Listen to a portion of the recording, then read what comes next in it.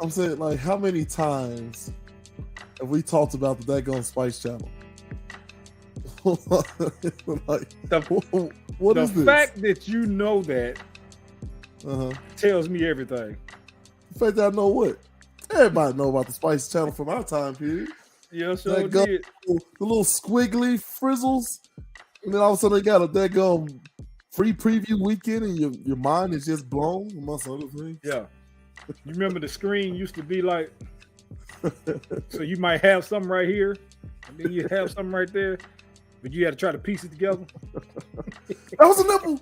No, man. Oh, boy. We almost had something. We almost had a full move. Watch out. Spice Channel. My goodness. Now these kids walking around with phones and just everything is on demand. Like, can we talk about the real problem? We had to buffer. No. Even before that, we had to go find a special hiding spot and that scoop up the magazines. You remember those days? If you had the magazines, like you were doing going to the store and trying to steal them mugs. You said try. Look, I ain't gonna put nobody out there that gummy, but let me say. Shit, well, I put me out there. I took the mugs. I ain't gonna lie. And then you're gonna take yourself off of the mic. You can't do that. You can't do that, man. You got to come back on there, man. Hold on, can you hear me? Can you hear me? Yeah, I can hear you. Okay, I can't see you, but I can damn sure hear you. How you gonna get me to admit to something and you gonna take your ass off the screen? Just put me on spot. What type of shit? Listen, I'm all kinds of frozen, having all kinds of issues. I'm trying to get back, man. Did that tell you that's what we get for not living right? I told the truth. I'm just talking about, imagine, and I say toddlers just because toddlers sound funnier. We want toddlers in there, but just bringing it to the school and everybody be like, oh my God, what is this? Boy, I wish I could be real. They may have to get your ass back on the screen, man. I'm trying, people watch to see Gales and Dean. Technical difficulties, my man. Technical difficulties. Dean. I tell the truth, and your ass get choked up and take yourself off the screen and leave me on, put me on the damn spot. Now everybody gonna be like, this dude's motherfucking perfect. Where's Gales? Gales just disappeared. Like, I'm sorry, man. I'm trying. I got you. I'm gonna pay you back for that. Let me find out. Let me find out what you were doing in them stores. I ain't doing it on purpose, I swear. Hey, you were a little too tall to be trying to go in there and do that. You wouldn't have been able to hide it. You were a little too tall to try to do that. Wait a minute, I wouldn't have been able to hide what? You'd got caught. You ain't no way you walking out with them bad boys. Oh man, Lord have mercy. The camera stopped working. Now I got a different angle. We're just all over the place. Hey man, let's start the show. Maybe y'all, you be like, y'all see that guy right there working out there with them damn things? Grab him.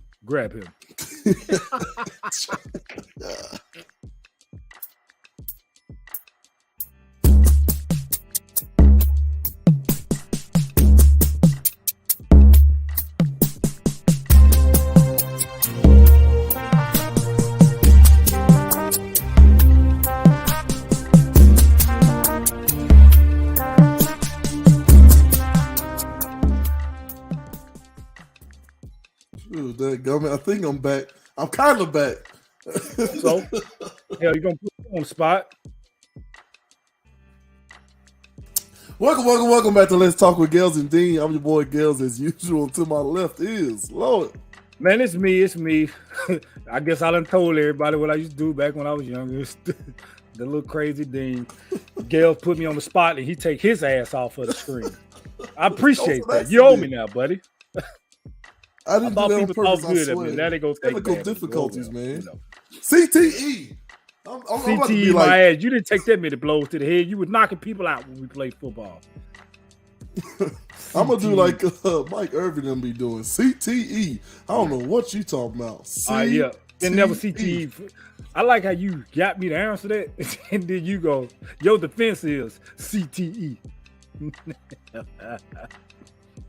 Quayshawn Moore, listen, it's coming. Hold on. I'm trying to do a lot of things behind the scenes. I'm spinning too many plates. How you doing, Mr. D?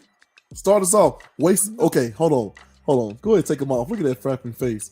So what I'm asking him to do, let y'all peek behind the curtains. I'm having some technical difficulties. I need him to talk to fill time, i.e. a filibuster of sorts. Now let's see if Dean can actually accomplish this. Hey Dean, what's going on in the world today? You and getting people to tell bad shit on themselves. That's what's going on. That gum. Hey, but look, anyway, we ain't gonna get off that.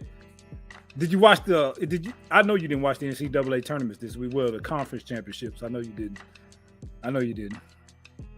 Your team, Vanderbilt, like your former school that you went to, they got snubbed out of going to the dance. They should have got in. What was that about, man? They was the hottest team. They were one of the hottest teams to finish the season, along with Duke. I hate Duke, but I can't take it away from them. Vanderbilt finished the season strong, got put out in the second round of the SEC tournament after beating Kentucky, which was a hell of a game. They should have got in. Jerry Stackhouse got something going right there. I'm telling you, next year and the years to come, Vanderbilt gonna be good. They're gonna be good. Jerry Stackhouse, he doing something down there. But they shouldn't have got snubbed though. They should have got in. Kind of pissed me off. What is it about these coaches that actually allow or they actually do well in recruiting? Like, it has to be something to it. It can't just be like statue, right? It can't just be status or anything like that. It's got to be something, somehow, some way.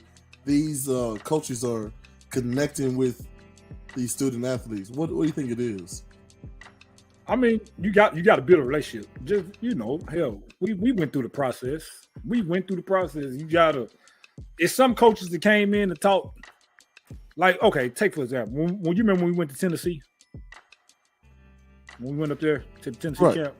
UT, yeah. Love Philip Fulmer, but my position coach I could not stand. So for that reason, I don't think I ever would have committed to the University of Tennessee because I couldn't stand the dude that was the running backs coach. He was an asshole. But Philip Fulmer was the head coach, which ultimately got to say so. But you're not going to be dealing with the head coach all the time because Philip Fulmer dealt with the lineman because I think he played lineman when he played football. So I've got to deal with this dude every day for the next 3 or 4 years, or however long I would have been there. So that turned me away. My relationship with him wasn't good, so they turned me away from even considering them, even though I got recruited by him. You get what I'm saying? Like, you had to build a relationship with somebody at Vandy for you to commit to Vandy. Like, I know the guy who what is the black dude that recruited you? He came in and recruited me too, but I told him he wasted the time. Coach Turner was the D line coach. Yeah, Coach Turner. Yeah, tall black dude, right? Tall black dude. Yeah. But the heavyset white dude is a guy. Oh my goodness. Oh man, I literally was about to say his name, then I went blank. But anyway, I remember him sitting in my living room, and like him and my mom like forgot I was there at the time, and they're laughing and talking about their favorite foods, and she made him some sweet tea and all this stuff, and he was just stuffing his face. And I'm like, hey, am I gonna talk to me? Dadgum? I'm the one got to make this dadgum decision when it all come down to it. But yeah, like sometimes you can do that. Like all you gotta do is make the parent feel comfortable, because the kid's just like, whatever, I just want to play ball. So I was one of those kids. I just want to play ball. Like I didn't care about connection and top 25 university and my future. And just okay, it's Nashville, cool. I can come home, get a plate, like sign me up. It was that. Well, that's just like Coach Reese, Coach James Reese was the head coach of TSU, and I had built a good relationship with him. Was close to making that decision because my dad went there and played there, and then he ups and leaves. So that automatically take you. It's all about building a relationship with the coach that's recruiting you, I think. But who wouldn't want to play for Jerry Stackhouse? Yeah, I mean, best of luck to them. Jerry Stackhouse. Well, now you got like Juwan Howard, or when Coach K was at Duke, Coach K, Calipari. Like, who wouldn't want to? Rick Pitino. Who wouldn't want to play for these type of guys? Coach Bill Self out there at Kansas. It's just like the name itself, and you see what they have built. You know, you see what they have built in the past. You would just want to go play with them people. So. Right. So you talking about connections and whatnot. It's like I want to talk about connection because how good of a recruiter would you say you are or were in all aspects of your life? What you mean? I don't like recruit. How well did you do getting the young folks beneath you to sign on to, you know, the program or the ideology, whatever it was? How good were you talking about? Like, were you good at and played with us? Were you good at making connections? No, I was an asshole. If you tried to come in my position, I wasn't nice. Okay, which brings us to our first guest here. Hey, introduce yourself. Tell the people a little bit about yourself. Hey, what's up, y'all? I'm Ned McCaster. I guess I don't know. Y'all won't know my full name. I played with these boys back at Spring Hill High School back in the day. Joined the military, been in the Air Force about almost 12 and a half years. Also coach high school football out in Arizona right now. Got promoted just recently, not too long ago, to the DC. Our head coach is still technically the one that calls plays, but he's trying to pass off that responsibility to me. So we'll see how that works out sooner or later. So, speaking of when I was telling y'all about being an asshole, Ned right here was one of the guys. I was one of the biggest assholes too, and it wasn't because I didn't like Ned. I did see potential in him because he was going to fill in the spot when I left. He was a freshman, I was senior. But he was gunning for my spot. So if you can ask him to right, you gun for my spot back then. I was just hanging out, just trying to, I was trying to make it. Y'all should have saw me, boy. I was tiny my freshman year. I was about 105, 110 pounds on a good day. But real talk. At one point in time, because I was in band, and Sydney it wasn't just Sydney. I want to make this very clear. It wasn't just Sydney. And Sydney wasn't even the worst of them. There were some bad ones. But y'all made me want to be so good. I was like, I got to break records here. Like, I got to break all strength records. I gotta be faster than everybody. Like, so that was my driving force, honestly. I'm not going to lie. I think one of y'all, I don't remember who it was. It wasn't Sydney. I can say it wasn't Sydney or Jeremy or Sadiq. Like those, most of the time they were pretty cool. They were pretty good. Listen, you gotta stop naming people who it wasn't that go just by virtue of process of elimination. Like, but one of them, I was like telling somebody, I was like, I want to play college football so bad. They were like, you will never play college football. And I remember that stuck. That wasn't me. I didn't do that shit. That stuck with me. So I was like. America.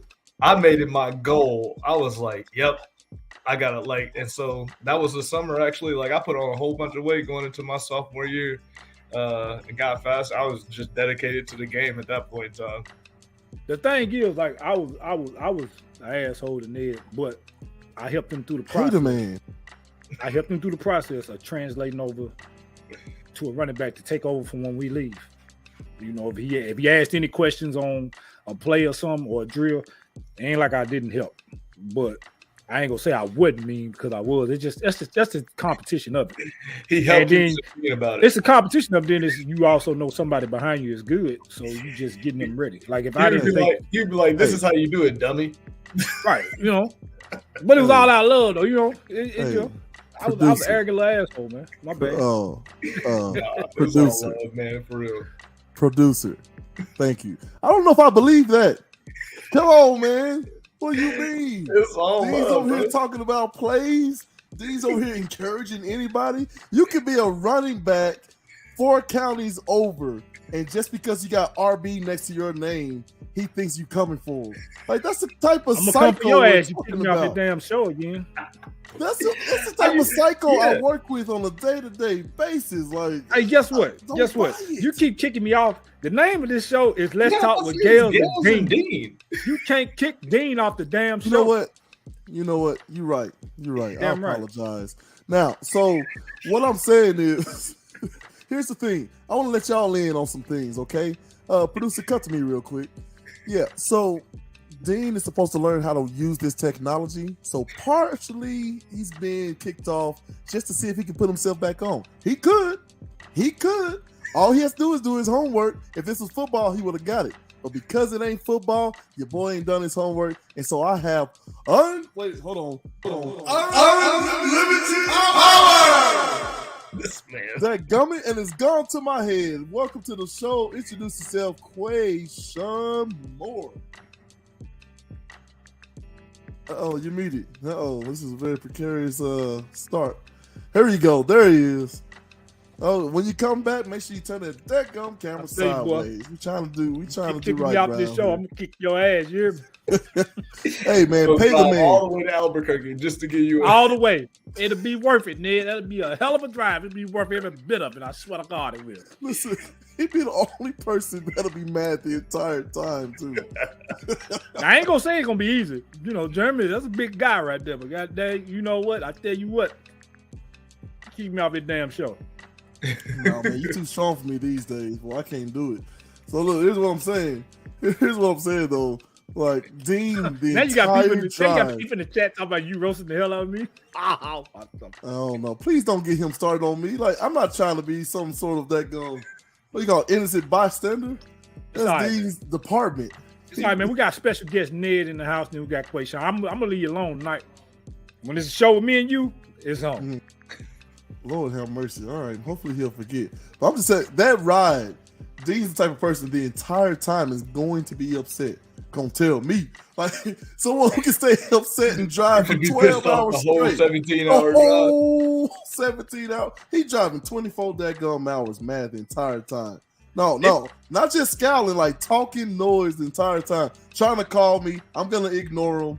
And he gonna keep so now he can't pick up the phone. See, this is the type of stuff I'm talking about right here. Yeah, Dean can do it. What's up, man? We're gonna talk a little bit to Quay. Tell us a little bit about yourself. Introduce yourself to the people once again, my man.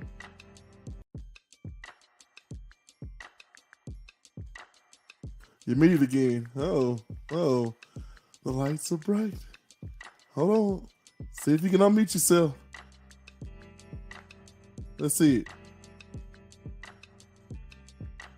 We can't hear you. We'll work it out. You're unmuted, but we still can't hear you. Yeah. We'll work it out. If anybody out there, you wondering what I'm eating because I'm feeling my face.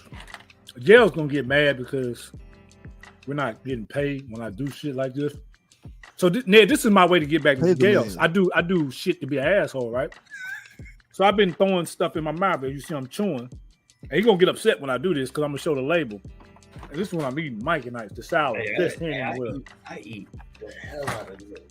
He don't like for me to do that because they're not sponsoring us. We're not getting paid. So when he kicked me out the show, I show a label for something to be an asshole. That's my payback. They might, hey, keep doing it though, because eventually it might just be like, hey, let's get these dudes, let's sponsor these dudes. Hey, put Gales and Dean on the Mike and Ice box. His ass sitting up there like this. Sometimes you gotta do stuff for free for people to start being like, hey, this dude gotta know what he's doing. I actually did that one on purpose. I did that one on purpose just because he kicked me off. Hey, I've been taking the labels off. See, like my water, I don't have a label on. Okay. But let me tell you though, I started at Peoria legitimately my first year. I was just a volunteer coach. And then the next year I was like, hey, the military pays me enough. I ain't even going front. I get paid fairly well with the military. I live life fairly well. And the next year I was like, hey, I'm trying to come back. And the coach was like, yeah, we gonna pay you. I was like, you don't have to do that. He was like, nah, you don't get paid and you work harder than half the coaches we got, so we gonna pay you. And so I went from being the assistant to an assistant pretty much to being the JV head coach the very next year. And then after that I was on the varsity squad coaching the DBs, and now 3 years later I'm the DC. So I had an interview for a head coaching job this year, like while I was in the military. I'm way ahead of the curve where I thought I was going to be. So, sometimes you got to do stuff for free for people to recognize your potential. And I didn't understand that at first, but now I fully understand that. And my football career has actually helped my military career because I realized some things that I wasn't doing in the military that I had to do in order to make it, to get further in life. So. And speaking of which, since you coach football, I coach. Gail's done coach. I think still coach, but if not, he have coach. I want to go right into our topic. Are the kids today?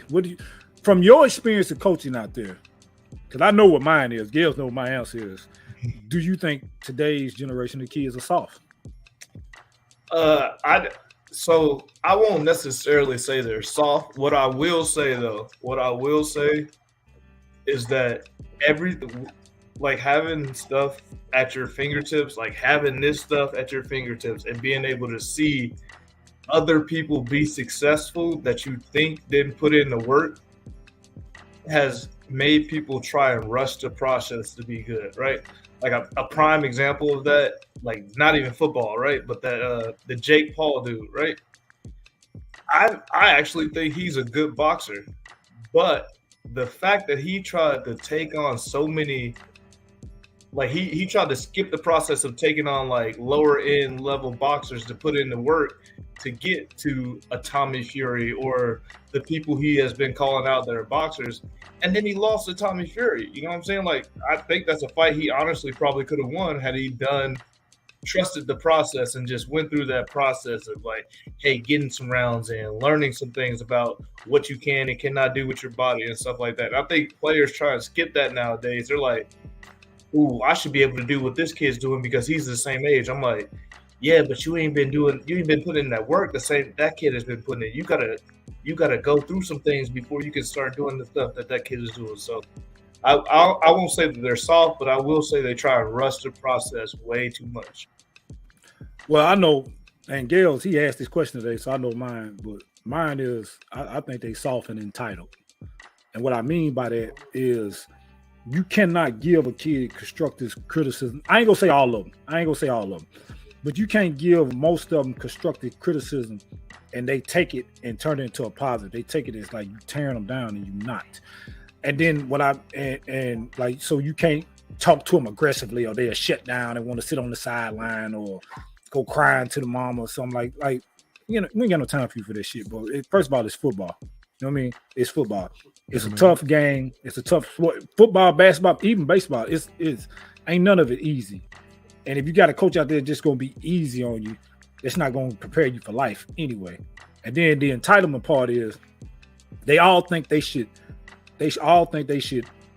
automatically start or automatically get a quarterback position, automatically get a running back position, automatically get a linebacker position. No, you gotta go out there and work because there's somebody in front of you that was working 2 or 3 years before their time, so they put in their time to get it. You just not gonna come in and take it. Get out there and put in that work. And they don't want to put in that work. They make one little highlight. Say they go to an AAU tournament and score 15 points in a game and just put their highlights on there. They think, oh, I'm entitled to be this. No, that ain't shit. You ain't did nothing. You know what I mean? You're entitled, man. And the majority of the athletes these days are entitled.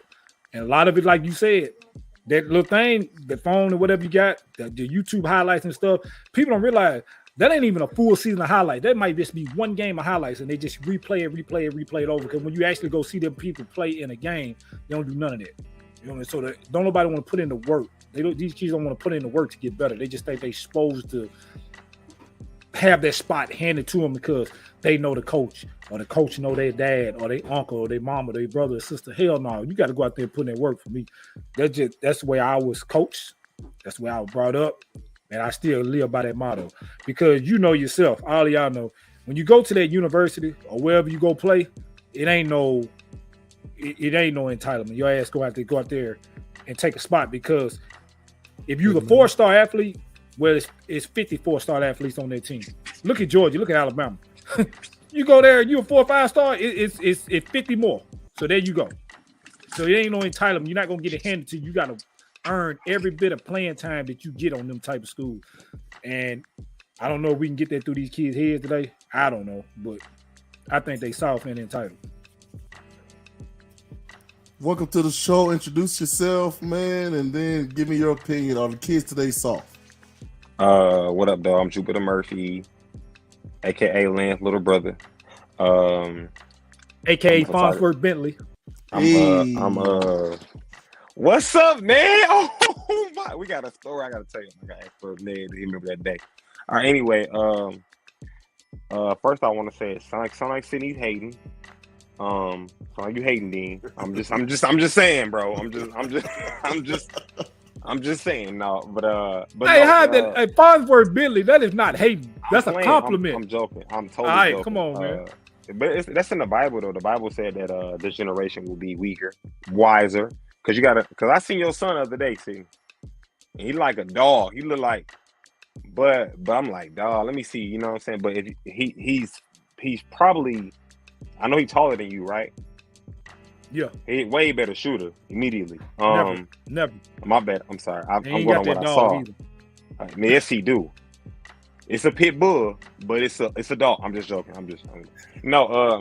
No, he do got the dog in him though, and I saw like he's a real young kid, so I don't know how that worked, but everybody in level of maturity, grows and changes. Now, real quick though, Ned, do you remember that time we was at the rec center, okay? In Spring Hill, we must have played like 30 games. We ran through like eight teams in a row, bro. All right, now listen, Ned, do you remember that one game where I made 6 threes in a row? He did do that. Okay, all right. I want the world to know that this stroke ain't just for the ladies. You know what I'm saying? We were on fire, bro. Hey, flame. What are we talking about? What are we talking about? Producer, get him off of here. Man, what are we doing? We try to have a discussion whether or not these kids are soft. If so, why? Right? And can they be reached? And this man wants to talk about his stroke is not just for the ladies. That was kind of a fire line, though. I ain't gonna lie. That was come on, now give me the bars, bro. Give me that was bars. No, I but like you said though, I do know. What's up, Chuck? I do know that kids nowadays, and even comparing myself to my grandmother, right, or compare myself to my grandfather, they're going to say, "Man, you weak. I work this job, and my granddad used to go on dialysis, then come home and cut the grass." Like, if you don't sit your ass, you know what I'm saying? But he's a different generation. But I'm smarter than him. I know 10 times more than he know. But he's physically stronger. You get what I'm saying? So I do believe that is a thing, but I don't know. Not to be rude about it, I think it's the parenting. I think once you encourage your child, believe in your child, because my son 5'11", he's in the 7th grade. Everybody like, let him hoop. I'm like, I can't, because his mind, me and his mother, we wasn't cool. So I have to get control of his mind before I put him into a system like that, because once you there, that tutelage that you have over your son, you damn near lose it. You know what I mean? Right. So yeah. Oh, that's interesting. So Dean, hold on, I'm getting you. I'll get to you first. My bad. If you're saying that kids are soft, is it because they have soft parents? Am I gonna piss people off by saying it? Basically, yeah, man. I don't care. Anyway, shit, I don't care. Because when you sitting there, check this out, right? Check this out. When you sitting there and you keep telling your child that they are the best, they're the best, and they really not the damn best, and you ain't doing nothing to help them get better. And then every time they come home and saying it's the coach or it's this and that, and you're agreeing with them, you're feeding right into what they want. You're feeding off into their softness. You're feeding off into their entitlement. Because y'all know, all of us play ball and shit. It ain't always the coaches all the time. It's not always the coaches, bro. You got to get your ass out there and sit down and listen. Them guys are a coach for a reason, because they've been doing it for a long time. So they know. Even the ones that don't know, they know a little bit to tell you they ain't going to lead you wrong. We know the coaches that don't know shit. You know the coaches just out there to be out there. Yep. But you know the ones that's out there is really good coaches. I can't stand but them when coaches, that kid bro. is bringing that home, and then you got the parents be like, yeah, it's the coach, it's this, that. Then that's just feeding right into it. You're not helping them none by doing this shit. You're not giving them constructive criticism. You keep telling them, well, you're the best, and everybody else is 2, 3, and 4, and you're number one. Well, if you're number one, why the hell your ass sitting on that sideline? Or why you sitting on that bench on the court? Or why you sitting in that dugout in baseball if you're number one? And your parent, and he'll have the parents that act like it. Let me tell you one thing, and they can get mad at me all they want. Their asses wasn't no good when they played ball in school. So they try to live their dream through their damn kids. See it all the damn time. Bruh. So that's their way of trying to get back. They wasn't even good when they played. If I piss people off out there, I don't care. Your ass wasn't no good in school. You wasn't no good. Go do something else. You might be good at computer typewriting or something. Sports wasn't your thing. I got one thing. I got one thing. Don't try to live it through the. Don't try to live your dream through your kids, because it's messing up shit. Go ahead, Drew. So, all right. I'm the greatest of all time. Okay. All right, man. Hey, hold on. No, I was going somewhere. Let me go there. Okay. All right. So growing up, I wasn't told that I was handsome.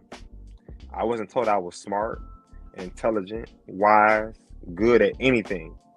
So y'all see me as being cocky, but imagine growing up and your mama is the only one who is encouraging you. So you got brothers, family, all kind of stuff. You know what I'm saying? Yeah. First of all, I'm the coldest at typing. Don't have me pull up my keyboard. Look. Anyway, I'm saying to say that, bro. It's a part you put in there. You know what I'm saying? What if those parents who were never good athletes were never told how good they were at home? Because let me tell you, somewhere on your block, you got the mentality that I'm gonna score this ball. It didn't happen at school. It happened on the block one time. You went, I can do that, and then it just kept on, reoccurring. If you never have a parent that's healthy enough to put you in sports, or a parent that had the money or the mind to put you in sports, then you might be trash, right? But that don't mean you don't have a propensity to be. That's what I'm saying. You might have a propensity to one day be a great athlete. You know what I'm saying? That's all I'm saying. Not necessarily. Okay. So I get what you're saying, and this ain't for the parents like this. I'm not talking about them parents. I'm talking about them damn parents that would blatantly go up to a coach and get in the coach shit for their kids doing something. But I'm like, dude, man, you are feeding right, and you know what your kid is doing is wrong. You feeding and helping right into his entitlement and softness. So he gonna keep thinking all the stuff that he's doing ain't listen to the coach. He gonna think it's all right because you got his back. Well, eventually you got to be like, man, it's you. Mm-hmm. It's called constructive criticism. My daddy did it to me all the time. Man, it'd be some days I used to want to knuckle up with him some of the shit he said to me, but I know why he was doing it though. Got to bring it down a notch. You think you right here? I'm gonna put your ass back right here. Because one thing my dad used to tell me all the time, and it was true. You good, son, but you ain't that damn good. It's other people out there better. So once they get instilled in your mind, you got to put that's where that work. You have to come in and be like, well, I'm out work this next person next to me. Sure. Even if somebody better than you, but by my daddy telling me that helped. You know what I mean? Because yeah, of course, sometimes you ride high if you're doing good. You got to have somebody bring you back down a notch. Because when you get to the next level, it's always somebody better, bro. It's always somebody better in the world. I don't care what sport it is. It's always somebody better. So 2 stories for me, like Dean was talking about. My mom was very positive. She was positive, but she also gave constructive criticism all the time. And I'll never forget this one game, my senior year against Montgomery Central. I had the best game of my life, right? I had on defense and offense, had 160 yards rushing, like 4 touchdowns, 8 tackles, and a fumble recovery, right? So I'm like, Mom, you see the game after the game? And she like, I saw that fumble. I'm like, yo, Mom, chill. Shout out to Mama. Take care of the ball, you know what I'm saying? I'm like, that did. She was like, no, for real, you did have a good game, but you still got work to do, you know. And because of that, I was grateful because I always worked harder because my mom always made sure I knew, hey, it's somewhere out there. It's somebody out there right now that's your age that wake up at 3:30 in the morning and just run and just lifting and doing something that they don't have a choice. Like they literally don't have a choice. It's either do that or they might be dead at 22. You know what I'm saying? So no, for real. I appreciated my mom for that. And then talking about how parents are killing the game. So I coached. So during the off season, I coached middle school, the school that feeds into our high school, right? So I wanted to see the athletes we had, right? And this one kid he's a good football player. He wasn't good enough to start for us, but his dad he was a starter, right? And now, mind you, this team of mine was good. We went 9-1, won the championship and everything, right? And we had good kids. There's probably going to be a freshman that starts for varsity at our high school next year. He was good. And then some of the kids will play like they'll start on varsity or not varsity, but on the freshman team, but they're good. And his dad just pulled his kid because he didn't start in the first game, which we won, by the way, because of things that we did. And I'm like, hey, man, I can't play everybody every game. You know what I'm saying? Like in games where we have blowouts, cool. Like I'm going to get you in, or even not tight games, or like games that I know it won't be a problem for him. But his dad just pulled him. He's like, I know he's a Division I athlete. I'm like, your son's in the 7th grade. How do you tell your son's a Division I athlete right now? Hey, it's possible. He's like 4'11", 60 pounds, bro. Like what makes you think he's a Division I football player? It's funny like, you say that, here, because now you got people, they ranking these kids like in 3rd and 4th grade, and I'm be like, you don't even know this kid gonna like football in the 8th or 9th. You don't even know if they're gonna like that sport. So how can you rank them already? Like for real, you can play, and we've all seen it. Play ball from 6-year-old all the way to like 11, and then by the time they get to high school, they don't want to play football no more. So how can you know that kid is gonna be ranked like that? I see, Gaz, you got something. Go ahead. Money. Yeah, but everybody can't make money, man. Like No. He asked a question. Why are y'all ranking these kids? Because people gonna pay attention. That's eyeballs. That's traffic. That's web traffic. That's how I'm able to sell advertising. That's how I can get paid. Now it's asinine and stupid. Don't mean it. Everything you said, Dean, was valid. What's going through every one of y'all's minds right now is true, but it don't matter to these companies. Yeah, Money. I'm like, because we got a sophomore quarterback about to be a sophomore, and he was the best quarterback in the state of Arizona, like his 8th or 7th grade year. I'm like, yeah, but what other 7th graders are they grading, bro? Like, who did you see? Like, what top tier talent did you play? Because you're not like, in middle school, it's not like high school where you play all the teams in the state when you come to the state champ. It's just a regional championship. So you know what I'm saying? Like, it was wild to me. I'm like, bro. And then Arizona, bro, boy, I can go on forever. Arizona football, so much different from Tennessee football. So we'll get to that. I seen a couple of things in the chat that I'm gonna get through. So Jamarcus had said true, but false hope is a dangerous drug. So he was commenting to what I said, and what he mean. Me and Jamarcus have talked about this every time I go home. This false hope shit, you put in your kids' mind that they're going to Duke, North Carolina, Kansas for basketball. You tell them they're going to Alabama, Georgia, Clemson, Florida State for football, and they really don't have a chance. Quit selling false hope. It's nothing wrong with going to a lower level school. It's nothing wrong with going to a lower level school. If you're not that 4 or 5 star athlete, you're not going to those schools. Them schools not even coming to look at you. It ain't nothing wrong with going to a Marshall. It ain't nothing wrong with going to a Tennessee State. It ain't nothing wrong with going to a daggone Middle Tennessee State. It ain't nothing wrong with going to JUCO if you got to go for a year or two. Bro. So we got it. It's still college ball, and if they want you, if you good, they're gonna find you. And now it's so many different leagues to go into. You got, of course, you got everybody want to go to the NFL. Nothing wrong with it. Everybody want to go to the NFL, but you got the XFL. All right. Then you got that. It's the other league, the USFL, the arena ball back. You got a bunch of different resources now that you can, in Canadian football ain't going nowhere, that you can build on to get to that next level. But we selling them false dreams, and it's messing up everything.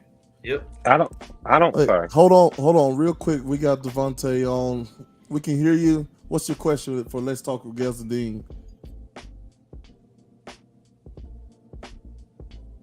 Devontae?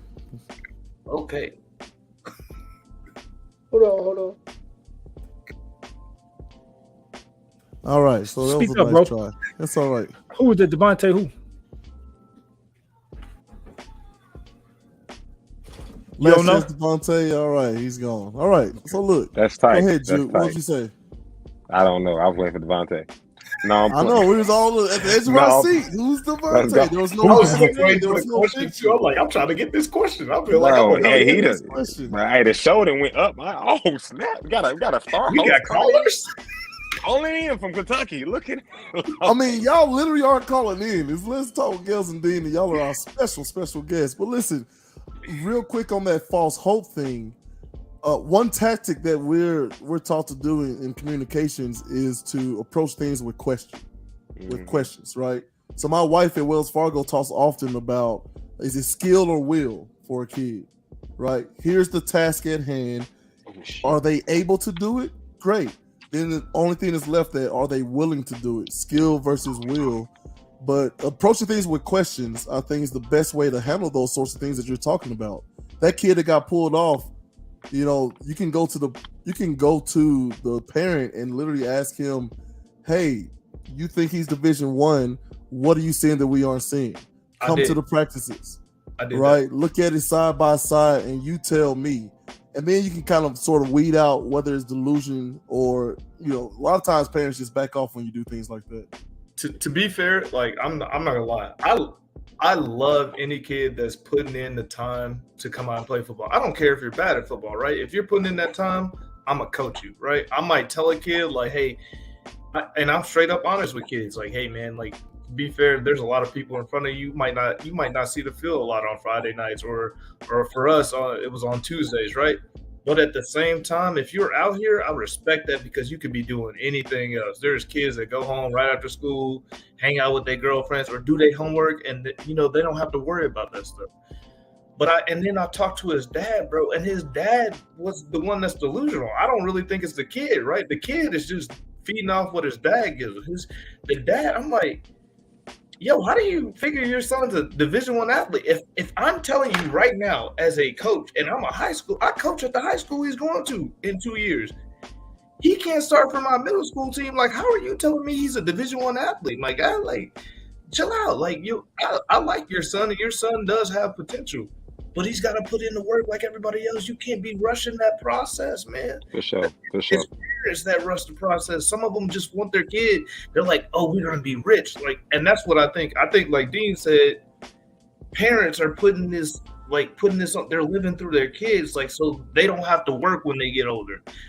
But at the same time, I'm like false hope will murder somebody. Like, you put that much pressure on somebody. And that's why I love my mom, because she never put that pressure on me, right? You put that much pressure on somebody to make it to a Division I school, and then they don't. Man. Now that kid's life is defined by failure, right there. Like, he has failed before he is out into the actual real world, before he can even do anything, and he has to live with that. That's something a lot of kids have a hard time with dealing with, because they're like, oh, I already failed my parents, like, right off jump. Like, how am I gonna make anybody else happy if I can't even please my parents? Yo, this man cussing, bro. He's spitting facts. He's cussing. He paid a man, bro. He cussing, bro. This too much. It's too much. Hey, it's too real. It's too real. I'm gonna read one of the comments. I'm trying to. Read one of the comments Jamarcus made, because like every time I go home, me and Jamarcus, we have this conversation about 2 or 3 hours. Which comment? This one, he said, nothing wrong with telling a kid that they can make it in D1 level, but you got to match it with effort and work ethic. If you're not top 20 in your state, you need to do more work. And I mean that he's not wrong. If you want to be top 20, you just can't go to practice at what time? 2:55 when practice started to 5:30, and to be like, oh, that was enough to get to top 20 state. No, you gotta take your ass to that rec or to that field after that and put in about another hour or 2 of work by yourself. Yeah, but now you're talking about but nothing. No, bro, you got to do that quick. Wait, hold on. You got to do it. You got to put in the extra work, bro. You got to put in the extra work. Dean, you were a great athlete. Was. Wait. Hang on. Don't you dare. Don't you do this to me. Hang on. I feel like I can see the tea leaves and where things are going. Okay? So let's just take a quick, and I mean real quick commercial break. Is that all right, Dean? Can you hear me? Let me mute them. Yes, we can. Unfortunately. Everybody muted. Everybody off the dadgum. This dude. Quick commercial break, man. I ain't got time for that, man. That's right, dadgum. Yes. I think I like it. All right, Albuquerque, New Mexico. If you're a loved one who's got dementia, Alzheimer's, or you're just older and looking for something to do, while your other people are catching up with friends or just want to take a nap, come on down to Eubank Mayberry Senior Services. They take care of people. And remember, there's no shame in needing a break. I love her so much, but I need time alone to catch up on things. The nursing home is not an option for me. I just can't leave her. If you've been struggling to take care of a loved one, Mayberry Senior Services can help. Our day program is a cost-effective alternative to assisted living or in-home care. We provide engaging activities and assistance with trained staff who are dedicated to improving quality of life. Join our Mayberry family. Call to schedule a tour today. All right. So listen, I'm just trying to bring everybody back. Everybody's okay. Hey, Everybody hold cool? on. Before, let me. Am I the only one to think that music that he plays sound like a 1990 Spice Channel song? I'm trying to play whatever is free these days. So That man went straight to Skinamax and got that clip, bro. Skinamax. Man. I started dancing and everything to that mug. Hey man, did it not? It sounded like it. Hey. All right, man, y'all go ahead. My bad. I love it. My Make bad. it more about the music than the daggum old folks that need help. That's okay.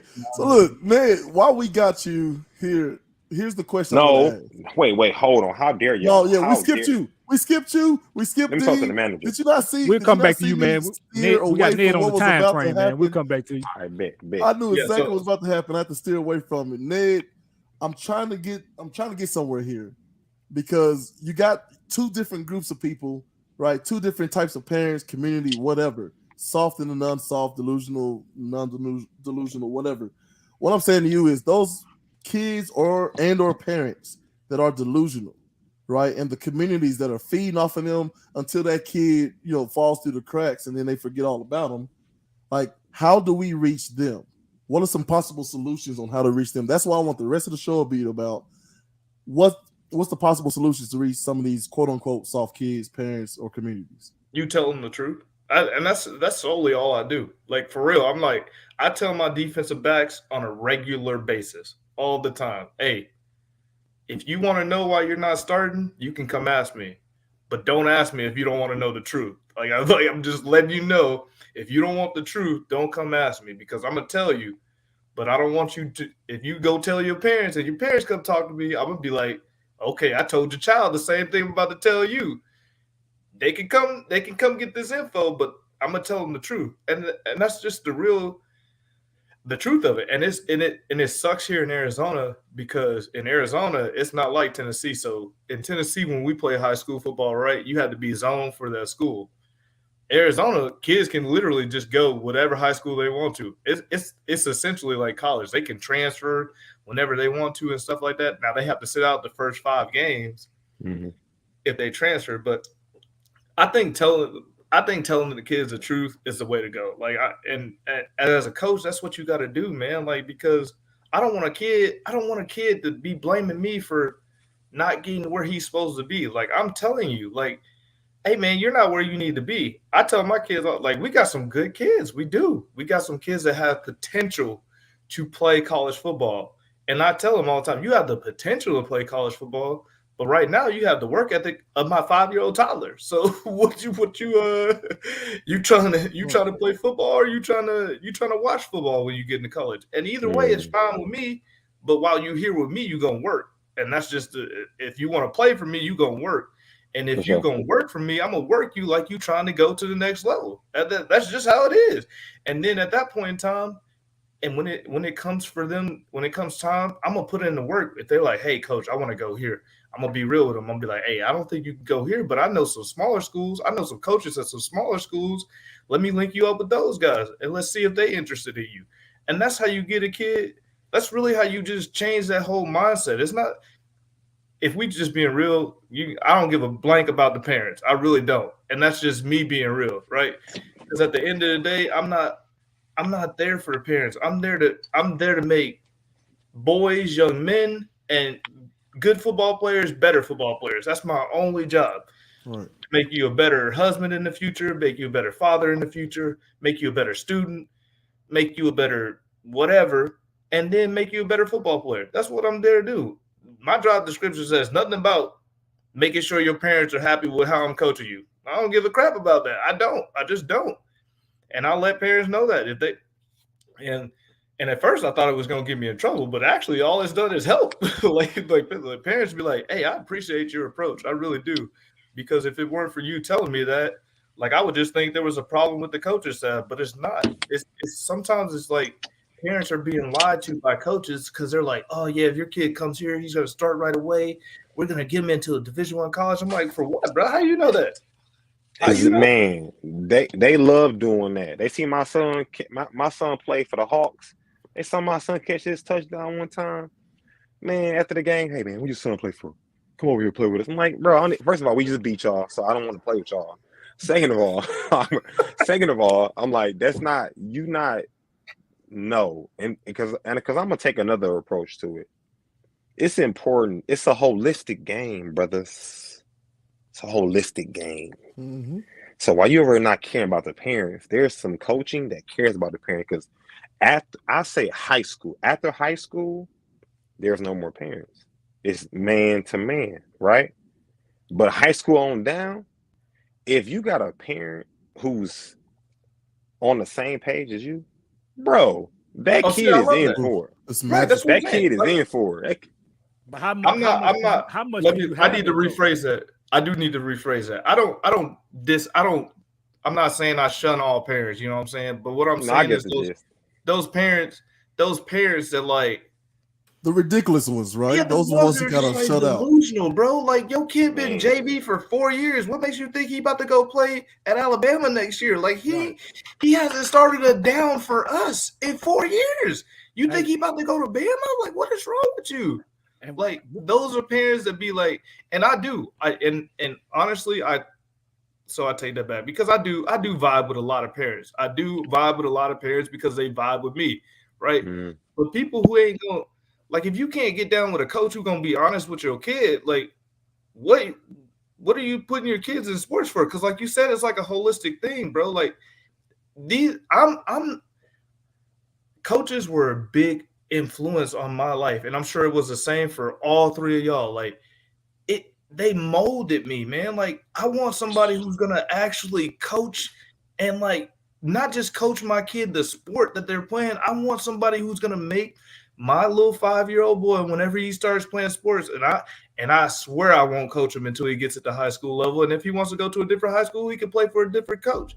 But I want somebody who's going to help make my son a better young man too, like not just a good football player, a good basketball player. I want you to be a better person because at the end of the day, you gonna take off your cleats or you gonna take off those basketball shoes at some point in time, and nobody's gonna give a fuck about what you did before. You're gonna want to know what type of person you are. What kind of man are you? Are you? Hold on.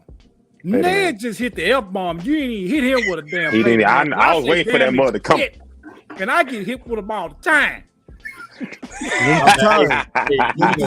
Listen, you held to a different standards, that government. Wow, it slips out sometime, bro. It slips out sometime. I'm just saying though, like I you know what I'm saying? I don't want somebody who's just gonna coach my kid to be good at the sport. I do want that. Don't get me wrong. Hey, if he out there, work his butt. You know what I'm saying? Push his ass. But if you're not teaching my kid to like, if you're not pushing my kid to be like morals, like what kind of morals are you teaching these kids? Like if you just telling them like, oh yeah, you can just quit your team that you were just on and come to my team. Like, I already don't want him to play for you, dog. Like, I already don't want him to play for you. Like, I don't trust you as far as I can see you already, and I ain't even talked to you yet. You know what I'm saying? That's just wild to me. So I think. Oh, go ahead. Well, just one thing. For Aaron Oski said in the chat: coaches coach, officials officiate, players play. Parents cheer in the stands. That's all. Yep. Sums it up. No. And I'm gonna push back on that, Oski. See, that's why you're supposed to be on the show, dadgum, so you can defend your dadgum self. What the crap are you? You can parent and be on this dadgum show. We ain't that serious around here. But I'm gonna push back on that. That's how things should be. That is not reality. Otherwise, we wouldn't have a problem. We wouldn't have a problem if everybody just stayed in their lane. Next week, bro. Yeah. We'll see. But and don't think I ain't forgot about that gum Isaiah Smith out there. Oh yeah, hold on. He did all that talking for the last I'm 2 gonna get on weeks. this head. Check this out. I Hold want on. you to hear. I want you to hear his excuse, though. Listen, You want to listen know to what this shit, man's Ned. excuse was? Now, hold on. Before you give it to me. Because I seen him pop up watching the show. And I'm like, this son was supposed to be on the show. And he watching it. All that shit. Hey, hold on Tony now. been Keep watching, doing. though. Hey, live Oh, Monday night, Isaiah, 9 I'm going p.m. to tear Central you up Standard next week when you come on this show. You supposed to be on the show, and you sitting there watching in the comments. Time. I had got camera video shot. ready. He got I had camera that shot. clips ready. I was ready.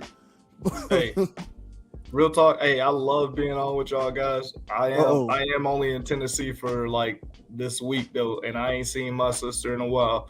So I'm gonna hop off. I'm gonna try and catch a little bit more of the show. But hey, I love y'all. I appreciate y'all for having me on. I appreciate y'all letting me have this conversation with y'all. I love this topic, man. And if I ever get to coach one of y'all kids, know that I'm gonna be a real one. Like it's just how it's gonna I don't go. know. I'm scared to let him coach one of mine. He might remember all that shit I used to do to him. Whoa. Oh, pay Hey, Nah, good luck with your nah, season, nah, bro. nah, Good luck with your season, man. Hey, for real though, I appreciate y'all, man. Y'all were Nah, like man, we older appreciate brothers, you, man. and Good luck out I mean, there in you and I Arizona, went to big school dog. together, so I really do appreciate y'all, man. Like everything y'all do, y'all are grown and y'all are adult black males that are good role models for other black males. So I really do appreciate that from the bottom of my heart because there's a lot of us that don't get looked at in that light. And so when I see people doing what y'all are doing, it makes me happy because I'm tired of people looking at us like all we do is rob, kill, and steal. You know what I'm saying? Because we set a different bar for these young black men out here, and I really do appreciate that. No offense to any other race out there, I'll just let y'all know it's hard out here for us, and I do appreciate what these men are doing. So y'all have a great rest of y'all night. Yeah, For dog. sure, man. Mic drop. Be good. Hey, Take that right there, before you leave. Like, I'm trying to get Dean to tame himself so you can just put us on the TV and the whole family watch if he behave himself. But appreciate you for coming on, man. For sure. So I You think, always gotta say it's me.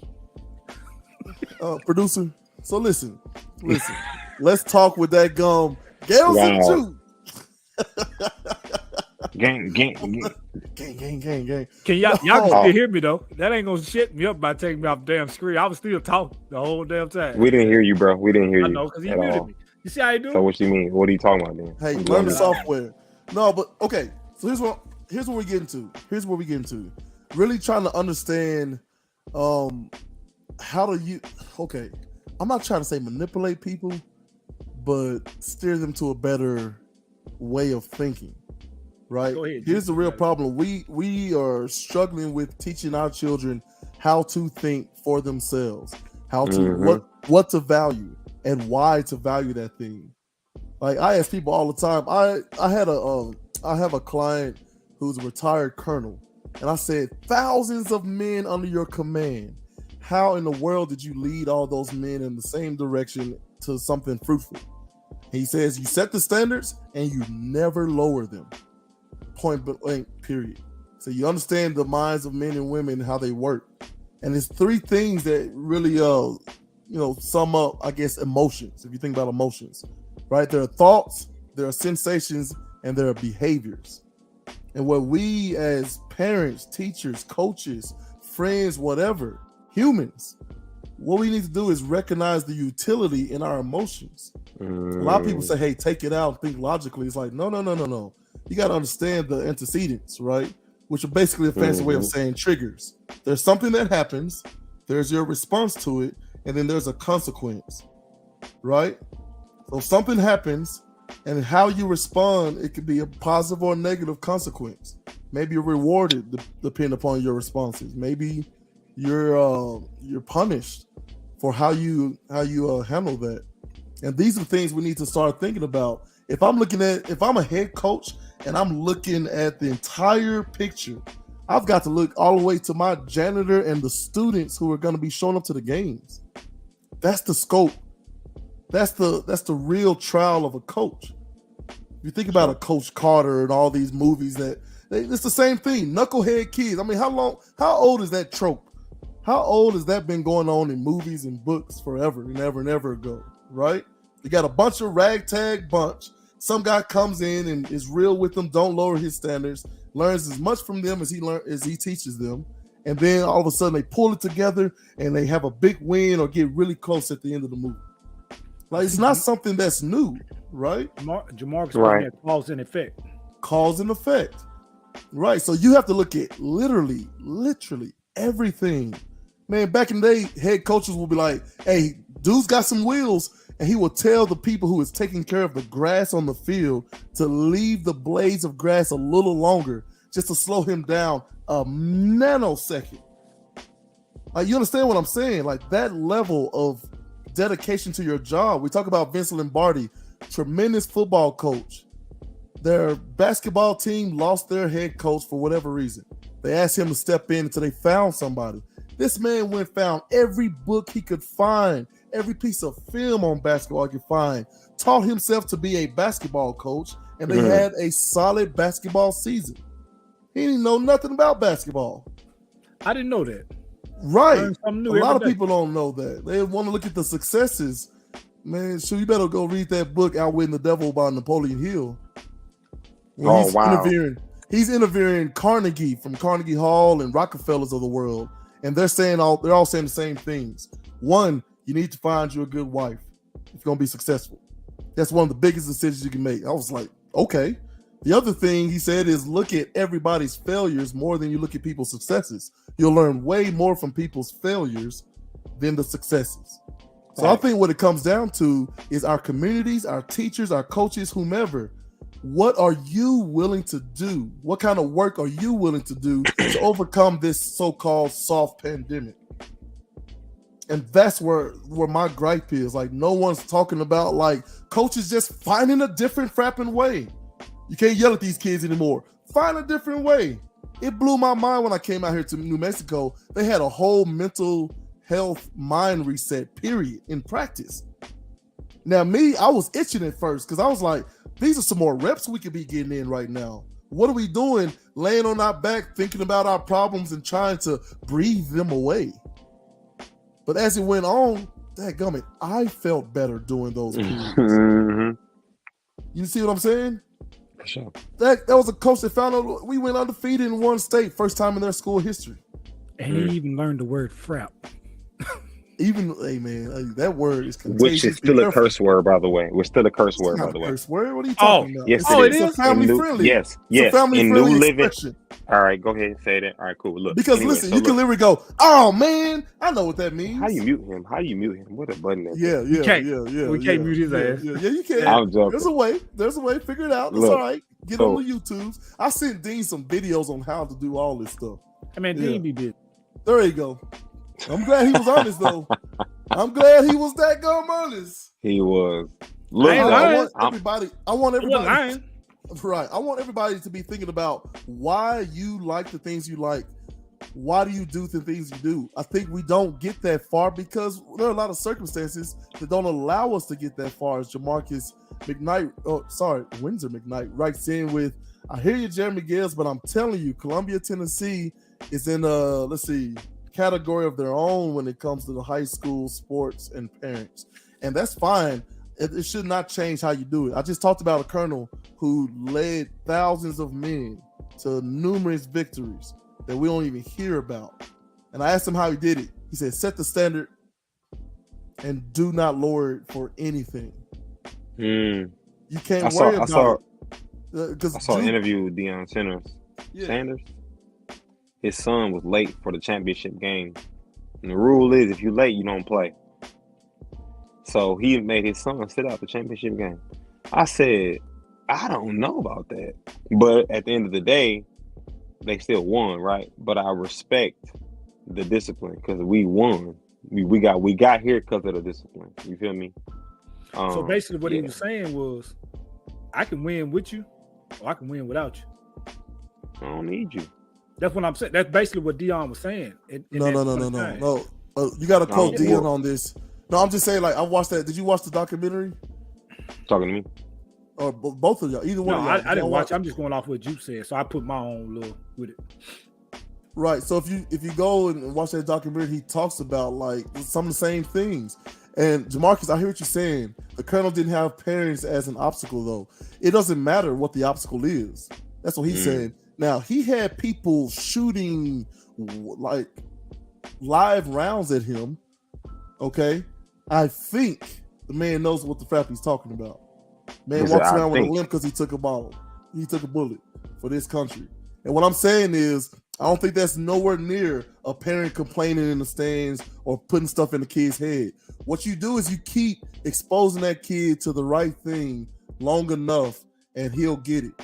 Because let me tell you a quick story about how, you know, you talk about how soft communities and parents are these days. There was I'm trying to think, I can't remember which league. I think it was soccer. But what they were saying was there was such a disparity, there was such a difference in talent that what they did was they literally stopped keeping score. But here's what happened. The kids were keeping score. The kids knew who was the best and who wasn't. Right? They're after the game talking about, oh man, can't believe y'all beat us. And then the parents try to, break in between them, be like, oh no, nobody won. We don't keep score here. It's just about having fun. And the kids were like, oh yeah, okay. So anyway, y'all won 10 to 5. Right? So you keep exposing them, Jamarcus. You keep doing the right thing. You keep at it. And so that's funny. That's how you turn things around. It's funny you say that, right? My little basketball team that I coach out here, Josiah basketball team, we're clearly more talented than any team we play against. So every week I got these coaches saying, your boys must have been playing together 2 or 3 years. I said, no, this is their first year playing organized basketball. They're football players. I literally got all my football players playing basketball. And what you said about the score, once we hit 20, the scorekeeper quit taking score. Like we're beating teams like 40-4, but they quit taking it at 20. And I guess it's for that same reason you were just talking about. Even though our kids know that they scored more than 20. They know that they score about 40 or 30. However many we score, they know. And us coaches on the sideline know. But I guess they stop it so you ain't hurting the other team feelings. But what they fail to realize is, which I don't disagree with it, whatever, do whatever. But once you get to 10, 11, 12-year-old, that clock, that scoreboard ain't gonna stop. So if you go out there and get beat by 30 or 40 points, it's gonna show up that you got beat by 30 or 40 points. That's part of playing. That's just part of it. You're gonna go through it sometimes. You're gonna get blowed out. Or you might be the team to do the blowing out. So I get why they doing. I got two sides of how I feel. I get why they doing, but there's another side of me be like, well, you might as well go and let them get used to it now. Because when you get older, they're not going to stop taking the score because the score is 22-2. No, their score going to keep going. Now in the third or fourth quarter, they might keep running the clock, but you're already down about 20, 30, 40 points. You know what I mean? But that's what I'm saying. Yeah. Even these parents were trying to protect their children from finding out that this team over here is way better. But what I'm telling you is, it's not rooted in reality. The kids were keeping score, bro, and they were giving props to the people who were whooping them. Like, so reality. Our boys be keeping score. They know how many they got every week. Oh, wait, don't hold on. So what y'all telling me? Because I'm hearing both sides, right? What you're telling me is that when a kid, because I've seen this happen, kid be down, they be down by 40 points. I'm like, why are we still playing this game? So getting beat gonna happen, but it's a way in which you handle the beating that makes you a better person. So you're like, hey, because I remember Dean beat me in basketball. I remember Jeremy beat me. I remember Jeremy beat me in basketball. To this day, I don't remember that at all, bro. No, my bad. I got off on you just trying to feel good for Jeremy. I say that. I appreciate it though, man. Yeah. Anyway, I'm only saying it to say. Look, and it definitely could happen. I'm only saying it to say that I had to go back, and then, like literally 5 years later, I beat Dean in a 3-point contest in the gym 3 times in a row. Anyway, I'm saying it to say that, I took that and I just like, you know what? Just had to put it 3 times in a row in there, right? I had to. It was bad. It was bad. You won one. You won one. But the other 3 was your point. Anyway, but I'm saying to say that we're not helping these kids by cuddling them, because you can't deny this, that the depression rate is going up, suicide is going up, obesity is going up. I mean, everything that once was when we was kids is going up, and people are trying to figure out a way how to slow it down. So they say, hey, you know what? When you're up by 40 points, we're gonna just pull the game. We're not gonna let you keep beating us, because that's gonna make the kid feel worse and worse and worse, right? But okay, that's a smart thing to try to fix the problem, but the way in which you do so is going to yield bad results. It's like, hey, I'm down by 40, spare them. Why spare them instead of preparing them? You get what I'm saying? Now, if you like, one team beat my son and them, and then they ran up to the scoreboard with a speaker playing "Who Won't Smoke with Me? Who Won't Smoke with?" I was like, now that's some bullshit right there. Like that's taking too far. We won't need all that. But Now, my son was still a dog. You get what I'm saying? So it's just part of the process. This is, and I'll let you go, Jeremy. So I implemented. We were just running basically a half court press. That's what I run, man to man half court. As soon as that ball come across half court, we on. I implemented a 2-3 zone from when we go up by 10 or 15. So I told my boys, I showed them how to do it. We ran it. We go up by 10 to 15. We're gonna run the zone the rest of the game. So them parents ain't saying I'm doing that on purpose. Because even though I like to win, I still got a side of me that don't want to tear these other kids down. I want them to keep playing. So I implemented that 2-3 zone. But basically, I'm calling the dogs off. Because like you said, it's the way you win. Even in football, man. When we went up by 30 points in football, dude, we would put like some kids that would never in their life get to think to run the ball, got to run the ball. You know what I'm saying? We could have been assholes and left all the dogs and then let them keep running. But it's not about that at this age. You know, maybe when we get now when they get to 12, 13, it's a different story. You know what I mean? It's a different story. But right now, like I put that 2-3 zone in, and I'm like, I told my team, once we go up 10 to 15, no more half court press. We backing off. We let them get the ball up court. You know, if they get a shot, whatever, they're not gonna win. You know, so that's my way of calling off the dog. So I don't have parents say, well, he's just running up the score every week. Because like I said, we're more talented than any team in the league. To the point we're not even playing that league next year. I already told other coaches we moving up 2 divisions, 2 spots. It was the first year. I didn't think we were gonna be as good, being a bunch of football players. How good were y'all? What's good? Dude, we winning by 30 points every week. This right now. This is my basketball team, my 8-year-old basketball team. That's what I'm saying. So, but you're a good coach though. You're a good coach. You're a good player to have on the team. So I know you're a good coach though. And the thing is, and I told my other coaches this. What I see in them other teams at practice, them coaches are not teaching them kids anything about basketball. They just letting them go in there and scrimmage for an hour. These kids don't know how to inbound the ball. They don't know how to make a chest pass. Box out, left hand layup. We do all that. I got my boys running suicide, and it's not for punishment. It's for conditioning. I got them defense slide drill. I got them outlet passing. You know, we get a box out, close out. I got them doing all that because I'm like, you only got to learn this as you get older. This is stuff you got to learn. But I can tell the other team we play, they're not doing none of that. And so when we get out there blowing them out, I genuinely feel bad for the kids. I'm looking at the coaches like, y'all got to step y'all game up and teach these kids something. You ain't doing nothing but just hurting them by letting them come in and scrimmage for a whole hour. You're not teaching them none of the game. So, yeah. But that's my way of calling the dogs out. We just drop back in that 2-3 zone, and hey, if they score a couple of buckets, oh well, whatever. But I ain't into just at this age just blowing them out just to be doing it, just be an asshole. I ain't gonna do that. Pay the man. So look, here's what I'm saying. You pay the man. Give me a beer. Here's what I'm saying. Y'all childish. I get this man a beer though. I love it, man. I can't even be mad at you for kicking me off of that right there. That was smooth. You pay the man. I love it. So look, man, the Jamarcuses, the Deans, and Jupes, and all the people like you. Like, I will encourage you to. It don't matter what other people are doing. Like, you got to just be okay with doing the right thing. Right? What your boy Spike Lee say? Do the right thing. Hey man, come here. I want to tell you something, man. What you want to tell me, man? Come here. I want to tell you something, man. What you want to tell me, man? Do the right thing. Is that it? That's it, man. Do the right thing. It really is that simple. But is it bad? Oh, well, hang on. It's that simple in thought, but not in execution. I'm about to say, he's talking about it ain't simple at all. No. Right, because Jamarcus is talking about like parents lying and conspiring to get coaches fired. And what do you do with that? You set a standard and you never lower it, no matter what. Mm-hmm. Get fired. get tarnished. Hopefully you got some faith in, God is going to take care of all of that, smooth all that out for you. Move if you have to, right? Start your YouTube channel. If you look at that YouTube channel, Destroying, like this dude, he wanted to play NFL football. Another guy wanted to coach on that level. It didn't work out. But now what they do, they put kids on the map by having them do one-on-ones, and they have a great time. Lots of energy, enthusiasm, but lots of technique. You see them coaching.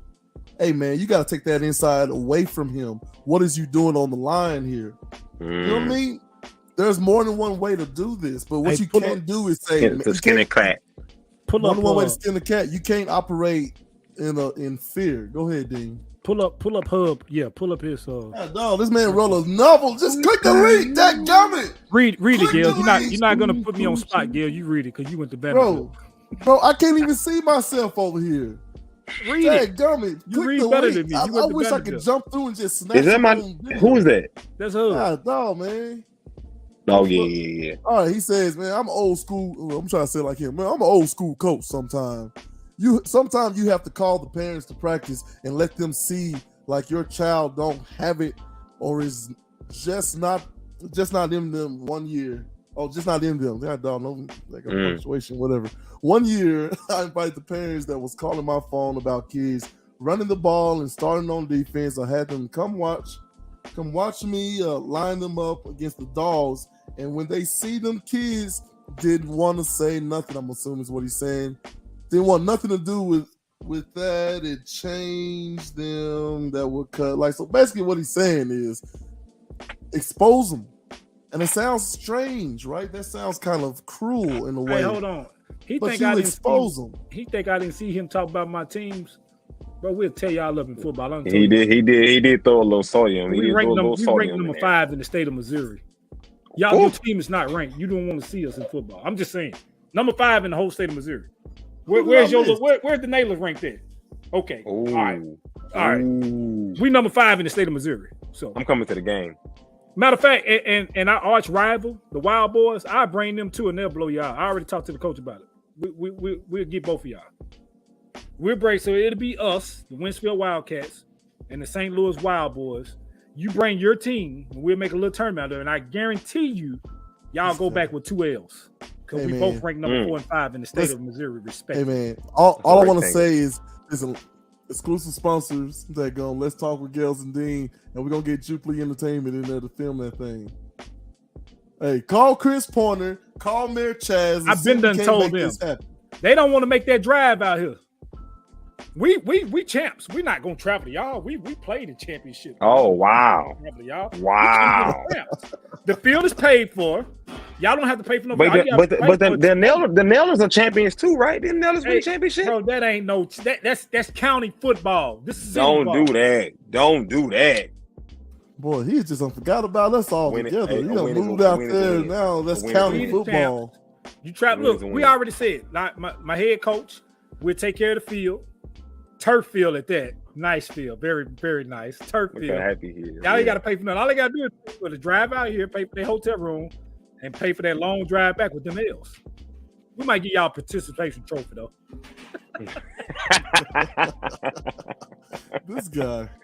This guy's incredible. But hey, look, all right. Nothing against my boy Hub. He's a great coach. He is. I coach with him, man. That's my boy. He know how we talk. But I honestly believe they can't beat us. Sorry. I love you, bro. You was the assistant then? You was the assistant coach? I'm the defense coordinator. You an assistant coach. Hey, coaches in the chat said, Dean, don't forget, you was my assistant. No, we was assistants together because he wasn't the head coach either. So tell him to get that shit right. I was also assistant coach. Man, I read that wrong. And he said I was his assistant. No, we was assistant coaches together, buddy, because our teams were combined. We couldn't help it. Like, we didn't want to combine our team. They just combined the team. But me and Hub together, it wasn't no scoring on our defense. Real quick. I ain't taking it away from him. Hey, I hold need on. to go ahead. No, I need to bid y'all a good night. But I wanted to say this one little thing before I go. Okay? I'm the greatest athlete of all time. Okay? Any sport I ever tried. I'm just playing. Look, no, I'm just joking. No lie though. But growing up in school, I didn't play in high school. I didn't play in middle school. I played fifth grade basketball one season. I was 6 foot in the 7th grade, and I always had 9-inch hands. Okay, now if I had the right person to push me and the right dedication, who knows where I'll be. So that's a shout out to coaches and parents. You gotta watch what you say and watch how you say it, because like what Gales was saying, if it sounds simple to say do the right thing, but even on this live right here, we all have 3 different perspectives of what the right thing may be, right? Mm-hmm. So we got to find a common ground. So yeah, that's all, man. Just try not to push that on you, because whether your child is ranked 5 or number 15 in the state, what happens if he breaks his leg? You know what I mean? And now his self-esteem is killed because you made that thing so the only thing. Football, NFL, but you got the NBA, but you got G League, you got overseas, it's a lot of ways to make money in this thing, y'all, you know? So that's all I'm gonna say. And y'all have a good night. I appreciate you having me on the show, bros. I appreciate it, man. Jubilee. Hey, Gales, would you tell Hub, could you coach with us? He was not the head coach. Hey, Kent Simmons was the head coach. Appreciate it with you. He wasn't the head coach. He wasn't the head coach. I got your back. He wasn't the head coach, but I got your back, bro. He's still in this chat talking about he's the head coach. It was Kent was the head coach. They brung him and Book over because they merged the Titans and the Lions. That's the only reason we was together. Hub, you was never the head coach. Stop it. He said I was the head defense coach, so he was a coordinator, Dean. He said, you know that. And Jason Booker was the offensive. Offenses was the coach. Yeah, and Gales, you know that. Like, okay, yeah, I mean, that's fine. Okay, like, yeah. Click the link and get on next time. That's what you do. So we don't have to read these daggum Lord of the Rings novels during our daggum show. It took us 20 minutes to get to your comment, man. Hey, check this out. Hold on. I'm going to say this before we go. Since you the head defensive coach, I bet you we scored over 28 points on y'all. Guarantee it. And we don't recruit. So I know you're going to try to go recruit from each county and all that to try to beat us. We don't recruit. We bring in straight Winsfield boys. We're not going to recruit. But before you even worry about us, you got to play against the Wild Boys. They're gonna murder y'all. And then it's us. So whatever. He said, let's discuss. Mark is savage. So let's discuss you bragging about being 5th out of it's top 10 teams in the state of Missouri, buddy. We're number 5. Top 10 in the state of Missouri. We're number 5. Yeah. All right. Okay. All right. They say set it up. Oh, we gonna set Jamarcus, we set it up. They didn't want to make that drive. Hey, it ain't nothing but a 5-hour drive.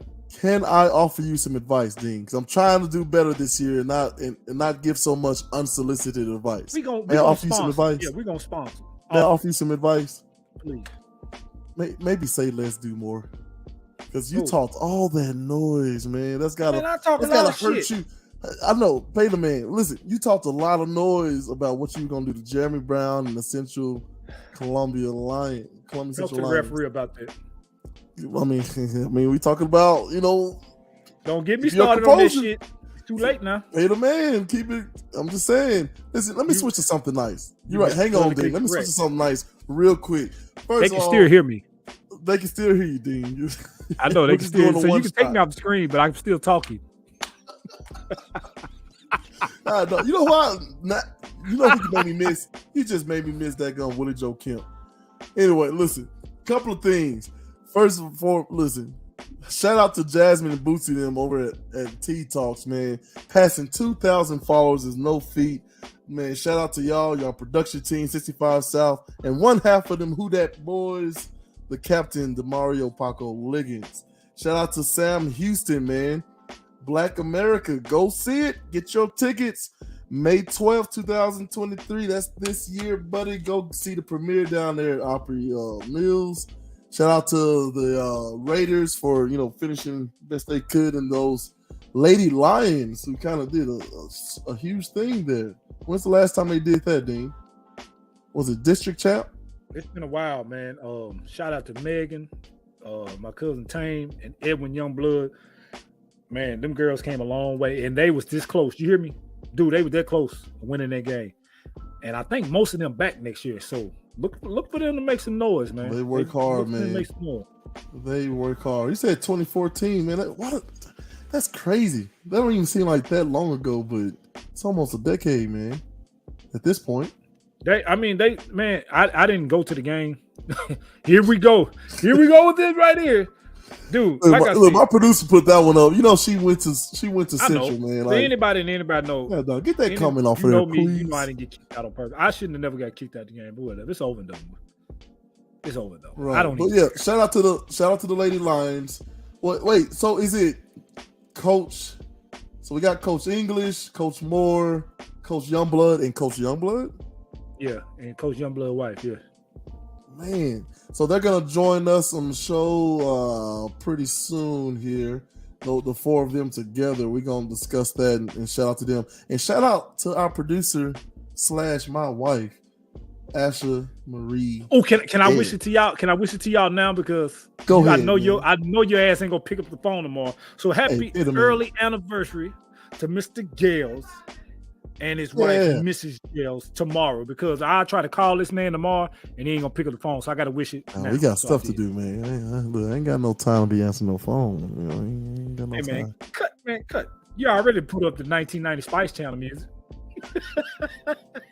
She'll kick me off my own show. That gummy. What's happening? You already put on the 1990 Spice music channel. Hey, ain't no little spice, you know what I'm saying? So yeah, so shout out to all of them doing some really great things. We got to start doing more of that, shouting things out. And look, before you get to the last word, Dean, like, I really want people to understand, like, try to just think one step past that. Oh yeah, you got to go to the beginning of the show, Mark. Catch that. Yeah, it's a reference. Don't you worry. So look. I want people to start thinking, like, and not just in sports or anything, everything. I need y'all to start thinking about everything. I was at work and, we try to do a trade of interesting facts, right? And so the idea that the diamond industry were going out of business. One guy came up with an ad that says diamonds are a woman's best friend. And then from that point on, it was like, you don't mean anything, right, unless you get your girl a diamond necklace, diamond bracelets, and all of a sudden it went through the roof what they were worth. You understand that? There was a hospital somewhere some years ago that they had a surplus of blue and pink blankets. So then they just decided, hey man, we'll just tell people that blue is for boys, right, because they both start with B, and pink is for girls. And that seeped into our conscious from then all the way to now. That's decades later. When you think blue, you think boy. Pink, you think girl. Just because somebody was short, they had too many blankets.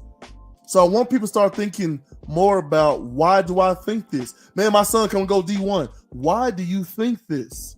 Well, because he's fast and he's strong and okay, come here. I'm gonna put him up against this player over here. Boom. You see what just happened? So is your son D1 and that other kid just NFL material right now in second grade? Or maybe give him a few years and let's see what he's going to be. That's what we need to do. I wish we could take more trips with these young folks and let them see a college practice when they have these open practices.